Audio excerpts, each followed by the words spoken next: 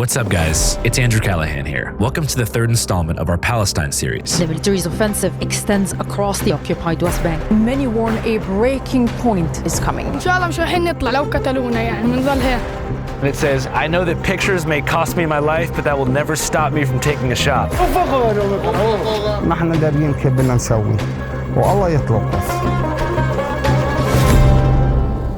After getting a look at the Aida refugee camp in Bethlehem and checking out the system of urbanized apartheid in the Palestinian city of Hebron, our driver Musa thought it was time that we checked out the rural frontier of the conflict between Palestinians and legal Zionist settlers. As he explained, it was quite different. While Hebron was an example of erasure and segregation in the urban core, with Israelis living directly on top of Palestinians, literally on top, the villages on the outskirts are suffering frequent, often unnoticed attacks. Here, the Israeli army doesn't need a mass shooting to justify Palestinian displacement. They just declare an entire region as a military training zone, like for dropping bombs and testing out artillery, giving themselves a legal zoning loophole to attack and displace the Palestinians living in the area. To give us an example, Musa took us up to Masafriyata, a collection of Palestinian villages in the southern Hebron hills. It's a place that gained international attention through the Oscar-winning documentary No Other Land, which chronicled the struggles of residents under the constant threat of displacement. Compared to Hebron, villagers in these hills describe a very different kind of apartheid, one shaped by isolation, uncertainty, and frequent confrontation. As you exit Hebron, the contrast becomes visible quite quickly. Well-kept Area A Palestinian enclaves and the occasional subdivision-style Zionist settlement gradually both fade away. And of course, military checkpoints are constant, but only for Palestinians. Illegal Zionist occupants have been given free travel permissions and also free reign by the IDF to harass and harm Palestinians at will, with an actual settler self-defense training camp established nearby, where hilltop youth and young settlers planning to ransack the area are given a kind of terrorist training by army officers and mercenaries. في التدريب موجود لرمي السلاح لاستخدام منظومة العصابات السكاكين. طلع في الجنوب في منطقة الجنوب اللي خصوصا موجودة في قرية تطواني في عنا اللي هي حفات معون هي بؤرة استيطانية بيتم فيها تدريب عصابات المستوطنين على مستوى الضفة الغربية. That's right. Settler gangs, like the ones we discussed in the previous two episodes, are not bands of lost youth, as Netanyahu once called them, but rather intentional communities directly tied into the Israeli army who are instructed to routinely capture, burn, torture, and kill nearby villagers. And many of these settlers first lived and trained together in settlements like Havat Ma'on. هم بيتم تدريبهم على تخريب الممتلكات، على اعتداء الشخص على المواطنين، حتى عمليات القتل. يعني هو اللي بيتدرب الأمور اللي علاقة بطابع في متلاقي اللي هو التطرف والإرهاب بدرجة أولى يعني. Do you know how many people they've killed and how many people they've displaced, let's say in the past couple years? طبعا احنا بنحكي عن فترتين عاشوها الناس. الفترة الأولى ما قبل اللي هو 7 أكتوبر، الحرب اللي كانت موجودة هنا في غزة، وما بنحكي ما بعد 7 أكتوبر. يعني هو كان إشي موجود وزاد سوء. You know numerically how many people have been killed by settlers in Palestine since October 7th? 1,000 in the West Bank. 1,000, of course, being a round number. The Israeli attitude is that there are no innocents. This was actually said by a government official. There are no innocents among the Palestinians. אין כזה דבר חפים מפשע בעזה. אין חיה כזו. אני מת להוציא מחבלים להורג. עונש מוות למחבלים. Since October 7th alone, the past 2.5 years, there have been over 1,800 incidents of settler violence and over 870 Palestinians killed by settlers, including 177 children, mostly in the name of acquiring more land, which, because of the help of the army and legal impunity provided by Israeli courts, they've done quite successfully. يعني الاستيطان الرعوي اللي سيطر على الأراضي بشكل كامل، وسواء البؤر أو البؤر الاستيطانية اللي تم السيطرة على التلال. As we mentioned back in episode 1, Israeli official Ben Gvir, himself an extremist settler, greenlit the mass distribution of military-grade gun licenses to settlers in the West Bank after Hamas's attack on October 7th. Well, what happened was post-October 7th, Ben Gvir authorized the release of larger numbers of high-caliber firearms, so virtually all the adults in the West Bank would have qualified for a kind of machine gun. So they were just awash with these guns and you know, thinly supervised at best. He claimed the measure was a self-defense precaution to keep settlers safe from any Hamas-style terror attacks in the West Bank.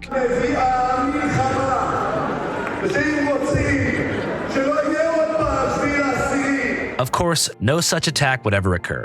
In fact, the opposite happened. The settlers then used these weapons to escalate violence against Palestinians, raising the civilian death toll to a place it had never been before. وحتى عمليات القتل اللي كانت بشكل مباشر من خلال المستوطنين زادت بشكل مبرر للجانب الإسرائيلي سواء حكومة واستيطان.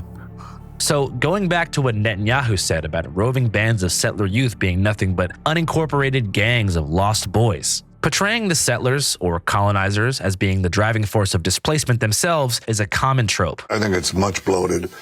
You know, when they're talking about it, they're talking about a handful of kids. We actually located. It's about 70 kids. They're not from the West Bank. They're actually come from teenagers who come from broken homes. But oftentimes, it's the Israeli army itself that does the displacement, without the settlers. For example, in early 2025, Israel launched Operation Iron Wall, one of its largest operations in decades, focusing specifically on displacing residents in a place called the Jenin camp, a refugee camp about 2 hours north of Hebron in the northern West Bank. Once home to around 27,000 Palestinians, the Jenin refugee camp was almost entirely forcibly displaced by the army, who after they left, destroyed as many homes, roads, and other pieces of critical infrastructure as they could, rendering the camp uninhabitable. Today, it is almost entirely empty, and Israeli snipers guard the hills above the camp, often threatening to shoot and kill anybody who dares to return to their home. تركت خلفها تقريبا 20,000 نازح من مخيم جنين.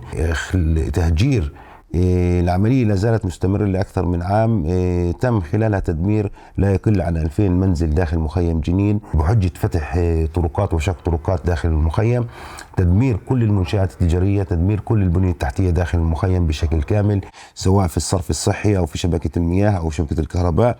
بالتالي استهداف مخيم جنين اليوم احنا بنشعر هو استهداف للجغرافيا الفلسطينية، استهداف لكينونة المخيمات لانتزاعها من الجغرافيا الفلسطينية وانتزاعها من التاريخ الفلسطيني، خاصة مخيم جنين لما شكله من رمزية في محطات العمل النضال للشعب الفلسطيني.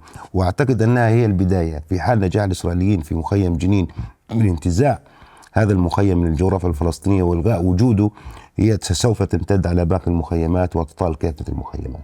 You might ask, what was the goal in the displacement of Jenin camp? Well, it's the same goal the settlers have, more land. The only difference is the army wears all green and puts out a press release after they displace and destroy a community in Palestine. In the case of Jenin, the army claimed the entire displacement was a part of an infrastructure improvement project. Of course, that's hogwash, but the goals of the army and settlers are often the same: destroy and displace. Jenin's got one of the largest refugee camps in the region. And within the refugee camp, it's noted for its radicalism. The refugee camp in Jenin was invaded by the Israelis in 2006 after the summer war began. And the Israelis pretty much devastated the refugee camp and whole parts of Jenin as well. Jenin, ever since, in the refugee camp in Jenin, it's been home to various factions that have tried to confront Israel directly.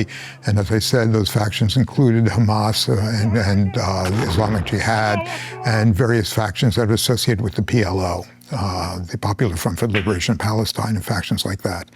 So this is what was going on. The Israelis bombed it, and then shortly thereafter, the Palestinian Authority invaded the refugee camp in an attempt to wipe out these factions. So they were not able to do that. They reached a ceasefire. They withdrew, and then shortly thereafter, the IDF came in and just demolished the refugee camp. 10,000 refugees, homes destroyed, whole entire city blocks were destroyed within the refugee camp of Jenin. So this is where we are now. Hey guys, quick question. How would you, that's right you, like to get your paycheck 2 days early? How would you like to earn 5% cash back on a spending category of your choice, like gas, groceries, or even travel? And how about having access to over 47,000 fee-free ATMs nationwide, all while earning 3.75 APY on your savings? Boy, oh boy, do I have some fantastic news for you right now. You can do all that and so much more right now with Chime, America's #1 choice for banking. Chime. Chime offers a smarter way to manage your money because they believe that money should be a tool that moves you forward, not hold you back. And with no monthly fees, no overdraft charges, and no minimum balance requirements, Chime makes it pretty obvious why you should switch over. But one of my favorite things with Chime is their roundup feature. Once you turn on roundups, every transaction you make automatically rounds up to the nearest dollar, and that difference goes directly into your savings. That's earning 3.75 APY, which is 9 times the national average. You'll be the man. People will see you and go, that guy's a hot shot. He has Chime. Let's go. Seriously. seriously, you can save money while you sleep. You don't even gotta think about it. And genuinely, it adds up over time. Chime not only wants you to keep more of your money, but to actually earn on it. But check this out, check this out. If you go to the link in the description box or pinned comment of this video, or scan the QR code on screen right now and make the switch to Chime today, you can get a bonus of up to 350 big ones. That means bucks with a new Chime checking account today. That's right, 350 big ones. If you're not already getting 5% cash back and 3.75% APY on your savings, just click that link in the description box or scan the QR code right now. All right, back to Palestine. What can you tell me about these names here? So they are volunteers, different countries. They were here to give solidarity in supporting the Palestinians. Rachel, she was killed in Gaza by the colonizer while she's trying to stop the bulldozer destroying one of the lands for one of the Palestinians in Gaza there. Always, of course, they treat the foreigners a bit different than the Palestinians, but sometimes they don't care. And if they see you in the same place and trying to defend and participating with the protests and things with the Palestinian, they don't mind to kill a foreigner. Yeah, there was a girl from my hometown who got killed after October 7th by the IDF. Where about? I think it was in Gaza. In Gaza? She was doing humanitarian work along the humanitarian border there, with helping with supplies. I think she was somewhere between a journalist and an activist, but she got killed. When we talked about risks and my sister going to the West Bank, death was definitely at the top of my list and concerns. And to receive a call and to be woken up by my husband in the morning saying that she was dead and that she was shot in the head by an Israeli soldier, it was the worst news, the worst case scenario come to life. Nothing that I have heard from the State Department gives me any assurance at all that the killing of a United States citizen by the IDF is being treated with the urgency that it deserves. And of course their excuse was, we thought that she was with the resistance, with the militants. We couldn't tell, we couldn't see. That's always, they use the same excuse when they do a crime, to be honest. Rachel, she was killed in front of the camera and clear for the whole world what she's doing. And they killed her, they don't care. I don't think the colonization needs an excuse.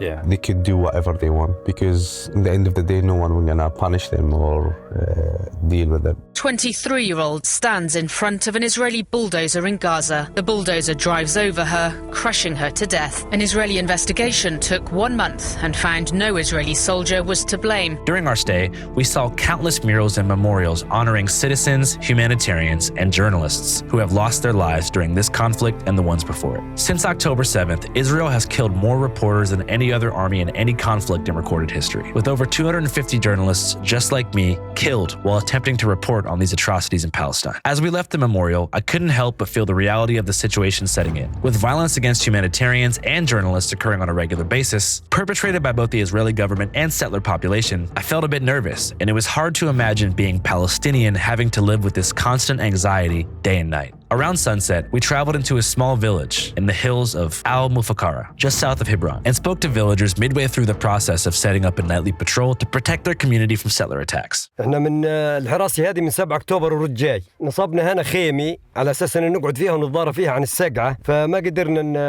ما زبطت معانا جابونا الإدارة واعطونا اختار 24 ساعة إذا ما بتقيم بيدك أنا بجيب أهدها فاضطرينا نعمل كوشوك زي ما انت شايف فبنضل باستمرار يعني احنا مراقبين المنطقة وحارسين للمنطقة لخوف يصير علينا أي هجوم في الليل ما نقدر ندافع عن نفسنا أو ما نقدر نحمي أولادنا وشو ما ضايقوا وشو ما استفزوا قاعدين غصب عنهم وعن اللي أزعم منهم أرضنا ما بنسيبها. Without any effective leadership, they say that peaceful self-defense measures are their only option. فإحنا يعني مش عارفين لمين نتوجه حتى نعرف وين كيف نحصل على حقوقنا وأرضنا منعونا إياها بيحاولوا فينا من قبل 7 أكتوبر ولقوا 7 أكتوبر حجي. الأحداث اللي صارت هجموا علينا عدة مرات وكسروا الدور اضطرينا ان نجيب شيك شبك زي الشفرات هذا مقابل انهم ما يدخلوش على الاطفال اللي يدعسوا الاطفال. اليوم الصبحيات دعسوا من الدواجن بطه وقبل فتره دعسوا كلاب وغنم وكانوا يجيبوا لنا فطايس من عندهم يفطسن ويرموا لنا اياها باب الدور على اساس انه كيف يعني المفقره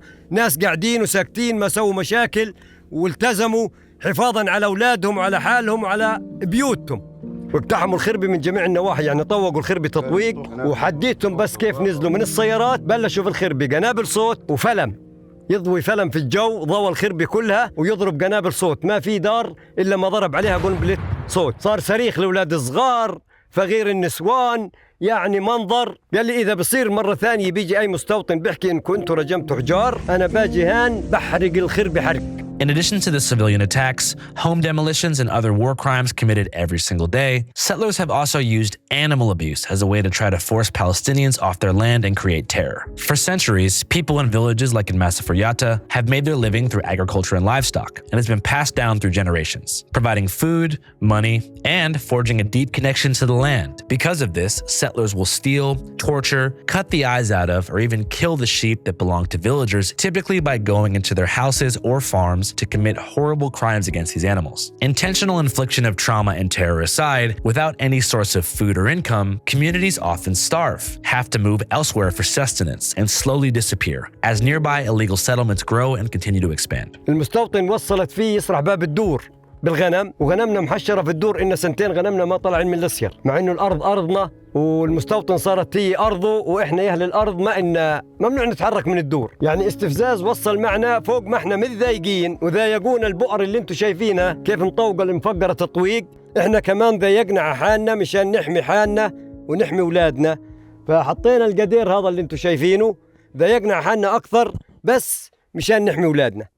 As we conducted this interview, a settler rolled up on an ATV, apparently employing a common tactic of intimidation that settlers like him use on villagers every single day.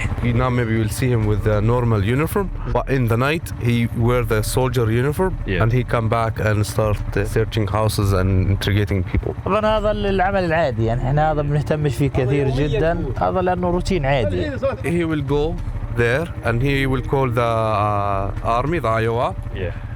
And he will tell them, he will just lie, like people are attacking me, and there is also visitors also try to attacking me, so to make it more complicated for the people here. هو الحين حزمق وزعل عشان إحنا ما سوينا إشي. As we said way back in episode 1, the goal is to clear the area by any means necessary, and provoking a reaction from a Palestinian villager gives the Israeli settler the upper hand in terms of, I guess, fighting back in self-defense and then calling in the army for backup. After that, the army can arrest whoever was involved in the confrontation, of course the Palestinian. Then, while people are detained, the army and settlers can come back together, often swapping outfits, to declare the Palestinian homes their own. Then, of course, from there, they'll tear everything down, maybe to one day be populated by Americans from New York City or Boca Raton, Florida. On certain rare occasions where a villager has decided to call the police to report a settler trespassing on their property and trying to intimidate them, the police that responded, aka the Israeli army, not only refused to help the villagers, but then arrived and threatened one of them with jail time if he called the cops again. تقريبا على 10 اتصلت على الشرطة، بقول له المستوطن هيو عن البيوت. الشرطي وصل لحد الآن، لقى اللي هو الحراسة الجيش الحارس للمستوطنة ما ردش علي، اقفى وسوى على التحن الشرطة، حكوا معاه، له بيحكي معاي، له بقول لي أنا وصلت، قلت له أنت وصلت؟ نعم. ما رضيت تنزل حتى تشوف المستوطن، له بقول لي اسمع، إذا ثاني دور بترجع ترفع تلفون للشرطة أنا من الدار باجي بعتقلك. ممنوع تعترض المستوطن، مسموح له وين ما يرتع، هذه أرض دولي، ممنوع تعترضه من مرة. وأنا أرجع وبكرر لك، إذا بترجع تحكي مع الشرطة أنا برجع بعتقلك من الدار. قلت له ماشي. عاملين علينا حصار شامل كما زي حصار شمال غزة، يعني لا يفرق شيء، يعني ما احنا دارين كيف بدنا نسوي، والله يتلطف. These men do their best to keep their families safe, but women and children in the village are put through the same harassment and daily violence from settlers. During our visit, we spoke with several kids about what it's like growing up there. One boy, Ahmed, shared a story about how he's been personally harassed. بيجي بيكذبوا إنه حدا ضربهم، بيجي يعتقلوا الكبير والصغير، بقتلوا كل شيء، أي شيء بيشوفوه بيعتقلوه، وحشية ولا زيها في العالم، أي شيء بيلقوه بياخذوه. كنت في البيت اللي هو بيجيني بيقول هذا عن أبوي وعن إن أنا وياها أنا وأبوي إنه بقى نضرب عليه حجاب وإحنا ما كنا. الحين اجى الجيش واعتقلونا والدنيا والدنيا مطر والدنيا سقعة وأخذونا حجزونا غات. We were able to gain access to the video of the incident being described, where Ahmed was arrested for allegedly throwing stones. Throwing stones is a common charge in the West Bank that allows the Israeli army to arrest and detain children indefinitely. كل الوقت. One thing that came up repeatedly in our conversations was concern for the next generation. So before leaving, we gave Ahmed one of our camcorders, showed him how to use it, and welcomed him to the Channel 5 news team as a civilian correspondent. We asked him to film his life, his village, what he thought was important. Over the course of the next 5 years, we'll be keeping track of his footage, distributing it on Channel 5 in bursts, and keeping you all in the loop. See you guys. With the absence of an effective Palestinian government and no real method to get justice, legally speaking, people like those in the village can only make their case to one authority, the media, like us. But even speaking to journalists can result in arrest, especially if they're found to have distributed videos of settler attacks directly to a media member. That in itself carries a penalty. For this reason, the distribution of media depicting settler attacks, like iPhone videos and stuff like that, is done on encrypted platforms, where videos are sent, collected, and distributed by an organization called Al-Haq in Ramallah, who recently had their YouTube channel taken down and entire catalog cleared, resulting in the permanent deletion of hundreds of videos depicting human rights violations. They've also been officially declared a terrorist organization by Israel. Anyways, back to the scrubbing of Al-Haq's YouTube channel. So that deletion was caused by a US review that found the channel was working with the ICC, who had an open investigation into Benjamin Netanyahu's war crimes, which they issued an official arrest warrant for in November of 2024. So if you're wondering why you're hearing about Al-Haq right now for the first time, that's why. They were effectively erased from the internet right as settler violence began to reach its peak after October 7th. But still, even in the shadows and shadow banned on every major platform, Al-Haq has meticulously collected digital media and personal testimony for the past 2.5 years. No one can hold them accountable. No one will ask them anything. The maximum is condemnations, just statements, press release. There are 150 juvenile delinquents that are not part of that community. They come from the other parts of Israel. We are, I don't want vigilantes of any kind. And we are working to put them under the law. That's the maximum. What's our role in this case? Our role also to document the human rights violation according the international standards of the documentation. Means that we don't depend on media in our information. We depend on our information from the eyewitnesses or the victims themselves. And we don't document everything. We have no capacity to document everything. But we said right to life is fundamental right. Now when it comes after October 7th, I think they said that we have free hands and there is no limits. I am one from those they think that the Israelis, they have limits. I used to think like that. And I think it's a mistake. I discovered that they have no limits. They do everything. And now they continue. This is not an ordinary occupation. That's the case. This is showed the hate, the incitement, the nature of this, colonial regime. When I think about all of these things, I'm not speaking about,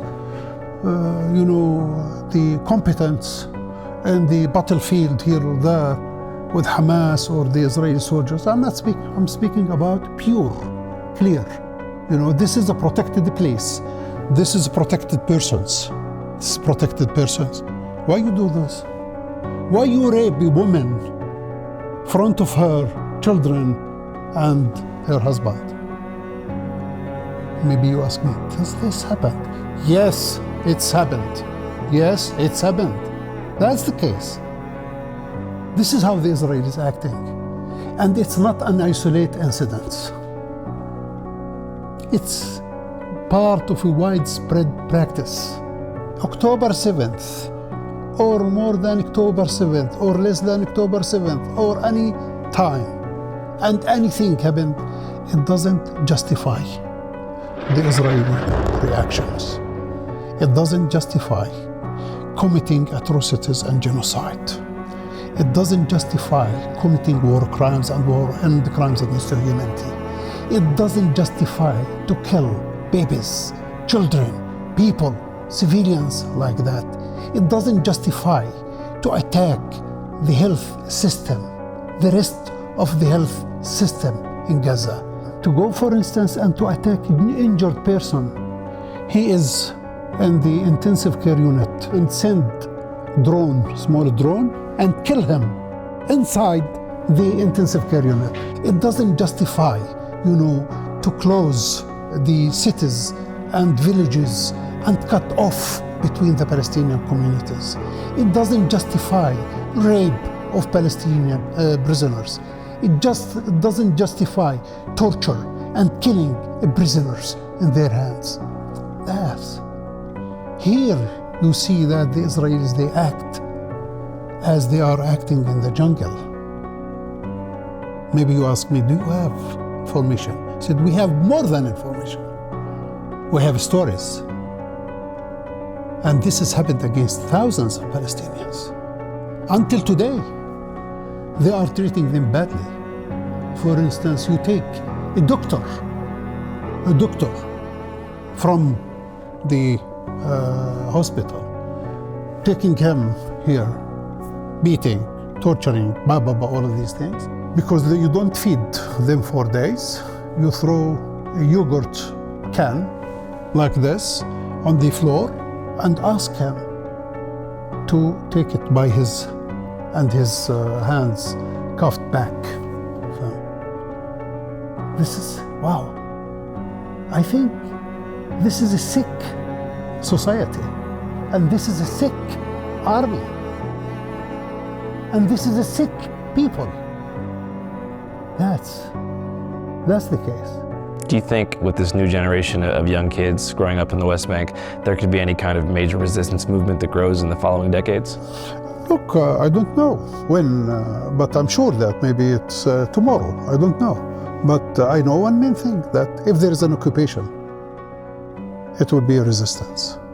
If there is apartheid system, it will be a resistance. If there is colonial regime, like the one that we are living in, it's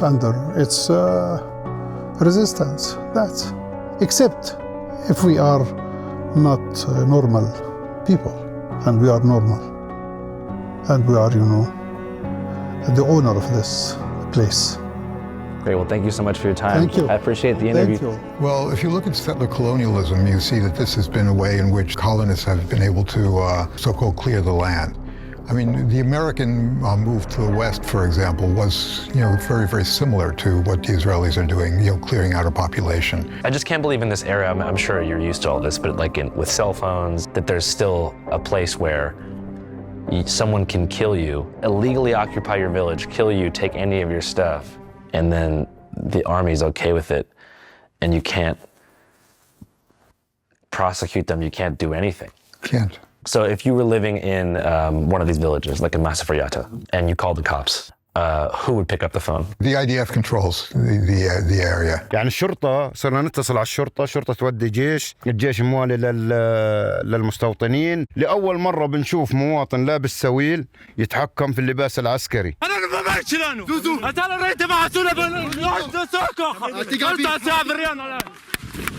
Is there a 911 or an emergency line? Even if there was, it wouldn't have any effect. There's no PA hotline? There's no PA hotline, no. So if you're a victim of a crime and you're Palestinian, you have to call the Israeli army? You really have no recourse. I mean, calling your Israeli army is, basically out of the frying pan into the fire. Is there a way to prosecute a settler who might kill your neighbor? Theoretically, yes. In reality, it's very, very difficult, if not impossible. The response by the Israeli military and the settlers is to punish all the Palestinians. There is no accountability for Israeli settlers. If you were to try to navigate that difficult path, where would you start? I don't think most Palestinians would put themselves at risk and try to navigate the path. I mean, we're talking about not only putting yourself at risk, but putting your entire family at risk and everything you own. So, fundamentally, there really is no recourse. The recourse that the Israelis are counting on is that people are going to leave with their, vote with their feet. They're going to leave, if they make life hard enough. And so this is why these things are publicized. They're not secret. The idea, what Lenin once said about terrorism, the idea of terrorism is to terrorize. I know your number, I know your family, I know where your cousin, your grandma, your father, your uncle, I know where everyone lives. The idea of these things is to terrorize people into leaving, make them vote with their feet and get out. Same thing in Gaza. The number one goal is to clear the area. Understanding the difference between legal consequences for Palestinians protecting their land versus the settlers attempting to displace them illegally can be confusing and contradictory, but it's reality. It's interesting you said they're not recognized by the Israeli government. And in the outposts, not in the settlements. But I feel like there's this gray area that they love to kind of like dance around because there is a relationship between Ben Gvir and the outpost settlements, right? I don't know how it works functionally, but the attitude of Smotrich or Ben Gvir or Daniela Weiss, who I interviewed, would be, it's not the West Bank, it's Judea and Samaria. It's historically, in their view, the Jewish homeland, and therefore it should all be settled. They're only sorry that there's basically any Palestinians there, and they'd like to see more, all the settlements, they want to see it all annexed. The West Bank has not been annexed. It's under occupation. So it's in this weird limbo of 60 years of being controlled by the Israeli military, but not recognized officially as part of Israel. So there's 3 million Palestinians who don't have full rights. They don't have voting rights. They don't have their own nation. And they live for the most part in either villages or cities that to different degrees are subject to, explicit and intense IDF control. So Smotrich, Ben Gvir, Daniela Weiss would say, well, we just call it Israel, and you either agree to be part of Israel and you'll get some rights, or if you don't, then you leave and you're forcibly deported. It dawned on me that while completely out in the open, just the sheer difficulty, like logistically, of getting this footage from SD cards in the West Bank, then edited and published on social media for the world to see, is an unnecessarily momentous task. And I'm not just talking about the customs process in Israel or the issue of security when actually filming content in Palestine, but I'm talking about the final frontier, which is distributing this kind of content online. The big four platforms are entirely owned by Zionist-captured tech oligarchs who have been directly paid and funded by lobbying groups within Israel and the US who have one interest: suppressing the truth about the horrific things happening in Palestine and making sure that Western viewers and content consumers remain mostly in the dark about this stuff. This particular issue of censorship in the West when it comes to Palestine coverage is particularly extreme in one place: the UK, birthplace of 21 Savage, enemies of Kneecap. Have you heard of the group Palestine Action before? Yes, of course. Yeah. So while I was in the hills of Hebron, which was last January, our New York City correspondent JP Scatini was in the streets of London, where large groups of Brits were being arrested and taken to jail for saying two words: Palestine Action. Here's a look at that. It brings me a little bit of sadness to say that free speech laws here in Britain are not what they are in the United States. Free speech is very important. I don't know if you're referring to any place in particular. Perhaps they are, but we've had free speech for a very, very long time here, so we're very proud about that. We protect it. That's right, because here in the UK, you can spend up to 6 months in prison for holding a sign or putting on a pin with a phrase that the government doesn't like. And that's exactly what's happened over the past 5 months or so. Over 2,200 people have been arrested here in the UK for holding up signs in favor of a group called Palestine Action, a direct action protest group here in the UK that back in July, the British government designated as a terrorist organization. So we're here in Tavistock Square in London, where protesters have gathered, and here at 1 p.m., they are all in unison going to write the phrase, "I oppose genocide, I support Palestine Action," and then line up to be arrested en masse. My name's Alice. This is my girlfriend, Rebecca. She decided to come here today handcuffed to me and put this sign, which is, clearly in support of a terrorist organisation. My name's Paul. I'm with a socialist choir called Strawberry Thieves. Labour acting just like Tories. La la la la la la la la la. I'm here to support the people who are fighting for the freedom of expression. As you can see behind me, there have got to be between 50 and 100 police officers here, and now the police are going one by one and making arrests. The protesters are not making it easy on them. They have gone limp. They are not resisting arrest, but are refusing to help them do their jobs. And so, one by one, they are being carried out by a group of 5 to 6 officers at a time. Do you have anything you want to say to the people as you get dragged out? Free Palestine. Stop enabling the people who are killing people. That's what I want you to do. In our thousands, we will oppose you. We want you to do the right thing. Look how they're picking up this beautiful human being. It is disgusting as we are seeing the erosion of British democratic values at the behest of Benjamin Netanyahu. Shame on this government. This government doesn't have a leg to stand on. This government is being dictated by the Zionist lobby, not just in the United States, but across the globe. It's the mannequin! She's the terrorist! I'm innocent! She has a mind of her own! It's the mannequin! It's the terrorist! It's not me! All I did was fall in love! Ah! I don't want to break you. I like your handcuffs, but I just don't want to. Rebecca, don't separate me from her! I can't bear to be away! My name is Sam Weinstein. I'm part of the International Jewish Anti-Zionist Network here in the UK, and I'm here to support people who are opposing genocide. The fact that you can be arrested for protesting the prescription of Palestine action and for opposing genocide is insane. And this is taking place after the United Nations believes that Israel is carrying out a genocide in Gaza. The fact that for holding a sign you can be labelled a terrorist in this country is absolutely nuts. The amount of police officers that is here today just shows the priorities of this state in suppressing any kind of political dissent. That's what we're here to highlight. So since the UK's free speech crackdown began a couple years back, 2 things have happened. Keir Starmer, the Labour Party MP, has resigned, and the Palestine Action defendants have been convicted and sentenced to prison for terrorism. In a significant ruling, Judge Jeremy Johnson determined that the offences carried a terrorism connection, saying the attack was intended to influence British government policy and advance a political cause. All this stuff happening in the UK weighed on my mind, and back in the US too, where I've covered a bunch of different protests. I wondered if the people of Palestine knew how much of the world was with them. Despite the absence of Palestinian soldiers, local militias to defend against settlers, or any real resistance group being active to fight for Palestinians in the West Bank, there are so many people on their side who want to help them. Every major city in America has held daily protests for their cause. Socialist politicians in the US are winning seats across the country, becoming mayors, congresspeople, and state senators just by primarily running on the platform of divestment from Israel. As the world turns, gradually, against Israeli occupation, it's strange to be in Palestine, where things are only seeming to get worse. My point being that despite this mass overhaul of worldwide support, Palestinians in the West Bank and in Gaza remain mostly alone to fight a cruel beast larger and more powerful than most of us can fathom. But that's when I remembered, there technically is a Palestinian government, right? The PA. They're in control of a solid 18% of the West Bank and most places where Palestinians live. They've got a seat at the UN. And even within Palestine, they've got a courthouse, a jail, and they have cop cars everywhere. In fact, they're the biggest employer in the territories. This left me with one big question. Where are they? Where is the PA? Here's what Palestinians have to say. The Palestinian Authority is a big lie.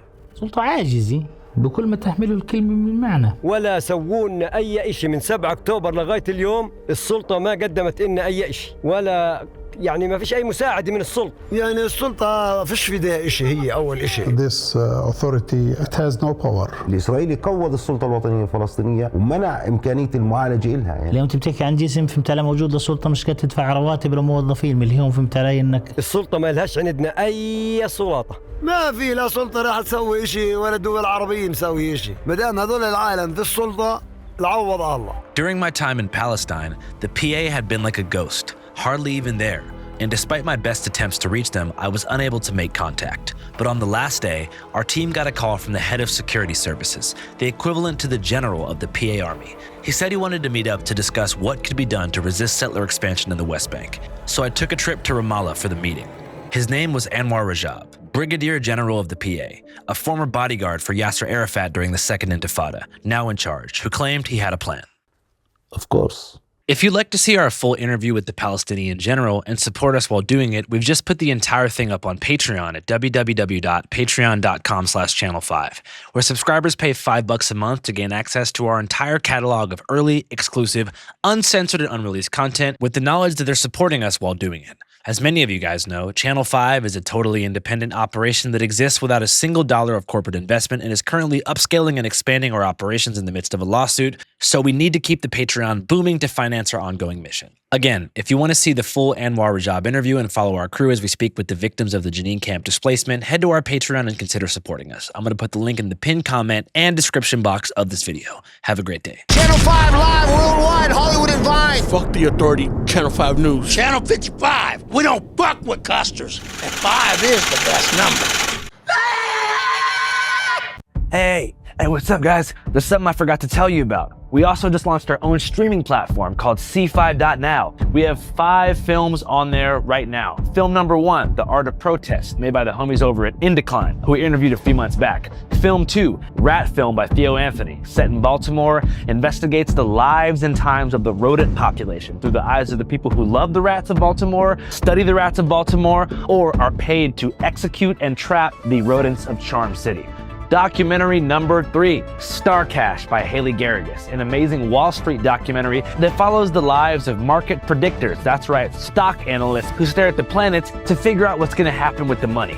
Documentary number 4, it's called Physician Heal Thyself by director Asher Penn, a fascinating lifelong profile featuring tons of archival footage documenting a physician, psychiatrist, philosopher, sorcerer of the mind named Gabor Mate. Very influential dude as far as addiction and trauma and healing. He's about as good as it gets. He's the top dog in that realm. So check that documentary out. Documentary number 5 is my own. Had to put my own sauce on there to get the train moving. It is called Finding Orson, a 45-minute documentary that I shot over the course of a year and a half, trying to reunite a beloved friend and elderly community member named Rick Shore with his lost parrot named Orson. Maybe he's just too embarrassed to admit that he doesn't want the bird anymore. So those are the 5 films on C5.now. A totally independent, creator residual forward, power to the people documentary platform, not gatekept by Hollywood. And what's unique about C5.now is that unlike the major studios, we're not afraid to take a risk. And of course, pay creators fairly. The link is in the pinned comment and description box of this video. And most importantly, it's not just a website. It's an app on your phone and a smart TV app. So get your popcorn, get your remote, sit down. It's time to learn. I'll see you guys soon.